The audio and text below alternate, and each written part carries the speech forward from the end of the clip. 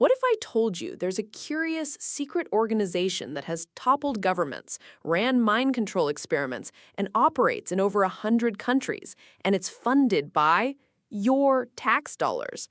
This is the CIA, the Central Intelligence Agency, 3 letters that have inspired decades of Hollywood films, conspiracy theories, and Senate hearings. But behind the fiction lies something far stranger and far more real. Today, we're pulling back the curtain on the world's most powerful intelligence agency. We'll cover how it was born, the shocking operations that shocked the world, the scandals that nearly destroyed it, and what it's actually doing right now. Stay with me, because some of this stuff is genuinely unbelievable, and it's all documented. Chapter 1. Origins. To understand the CIA, you have to go back to World War II. Before the CIA existed, the U.S. had no centralized foreign intelligence service. Each branch of the military collected its own intel, and they rarely shared it. In 1941, President Franklin Roosevelt created the Office of Strategic Services, the OSS, led by a lawyer and war hero named Wild Bill Donovan. The OSS ran sabotage missions, recruited spies, and dropped agents behind enemy lines. Think of it as the rough, scrappy prototype of what would come next. When the war ended, President Truman dissolved the OSS, but the Cold War was just beginning. The Soviet Union was expanding, nuclear weapons existed, and America realized urgently that it needed eyes everywhere. In 1947, Truman signed the National Security Act, and the Central Intelligence Agency was officially born. Its mandate was to coordinate foreign intelligence, not officially to operate on U.S. soil. That distinction would become a major problem later. From its very first day, the CIA was a product of fear. Fear of communism, fear of the unknown, fear of being caught off guard ever again. Chapter 2. The Golden Age of Covert Ops. The 1950s and 60s were the CIA's Wild West era. With almost no oversight, the agency launched covert operations across the globe that rewrote the political map. Iran, 1953. Iran's democratically elected Prime Minister, Mohammad Mossadegh, nationalized the country's oil industry. Britain and the U.S. didn't like that. So, the CIA, in Operation Ajax, orchestrated a coup. They bribed politicians, paid mobs to cause chaos, and within days, Mossadegh was gone. The Shah was reinstated, the U.S. got its oil access, Iran never forgot. Guatemala, 1954. President Jacobo Arbenz wanted to redistribute land from the United Fruit Company, a U.S. corporation, to poor farmers. The CIA called him a communist. Operation PBSU Success was launched, propaganda campaigns, a small rebel army, and psychological warfare. Arbenz fled. A military dictatorship took over. Guatemala would suffer decades of civil war. Cuba, 1961. The CIA's most infamous failure.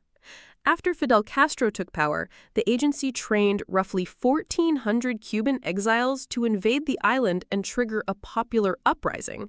The plan was a disaster from the start. The Bay of Pigs invasion collapsed within 3 days. The exiles were captured. President Kennedy was furious and humiliated on the world stage. These operations share something in common. They were bold, often reckless, and had consequences that lasted generations. The CIA was playing geopolitical chess, but the pawns were real people and real nations. Chapter 3. The darkest chapter. MKUltra. Now we get to the part that sounds like science fiction. Because it is. Except it happened. MKUltra. In the early 1950s, the CIA launched a secret program to explore mind control. The goal? Develop techniques to manipulate human behavior for interrogation, coercion, or creating Manchurian candidate-style agents. What followed was decades of illegal experimentation. LSD was secretly administered to U.S. soldiers, prisoners, mental patients, and ordinary citizens without their knowledge or consent.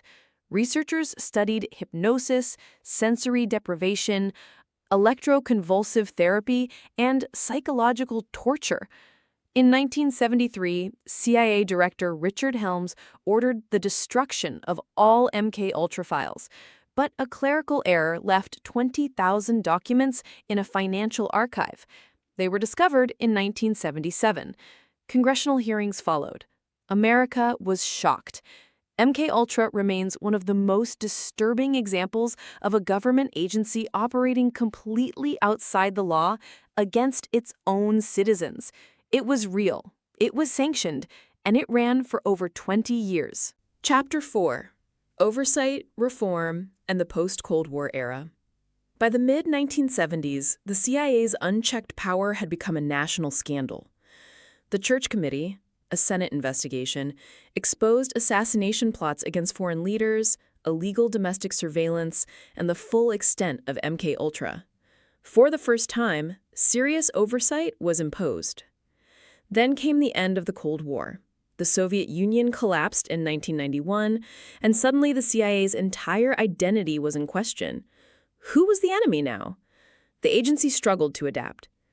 The answer came on September 11, 2001. The 9/11 Commission revealed catastrophic intelligence failures.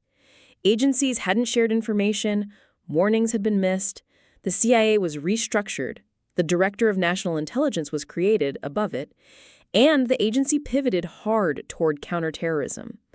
What followed was a decade of drone streaks, rendition programs, and, most controversially, enhanced interrogation techniques. A 2014 Senate report concluded these techniques amounted to torture, and that the CIA had misled Congress and the White House about their effectiveness. The cycle was familiar: power, scandal, reform, repeat. Chapter 5: The CIA Today. So what does the CIA actually do today? The agency employs an estimated 21,000 people, though the exact number is classified. Its annual budget is believed to be around $15 billion, part of the larger U.S. intelligence community budget.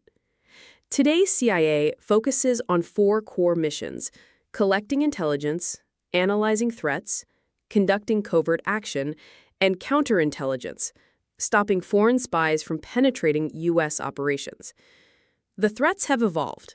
China is now considered the top strategic priority, followed by Russia, Iran, North Korea, and transnational terrorism. Cyber warfare has become a major battlefield, and the CIA has developed significant offensive and defensive capabilities in that space. The agency has also quietly modernized its culture, recruiting more data scientists, technologists, and linguists. In 2021, the CIA launched a new mission center specifically focused on China. And yes, covert operations still happen. We just won't know about most of them for 25 to 50 years. The CIA is many things: a product of fear, a tool of foreign policy, an agency capable of extraordinary intelligence work, and extraordinary abuses of power. It has protected the United States from genuine threats. It has also destabilized democracies, violated civil liberties, and operated in the shadows in ways that would have horrified the founders. The question worth asking isn't whether we need intelligence agencies. We do. The question is, who watches the watchers? History shows that when the answer is nobody, things go very, very wrong. If you found this video interesting, smash that like button and subscribe. We cover the stories behind the stories.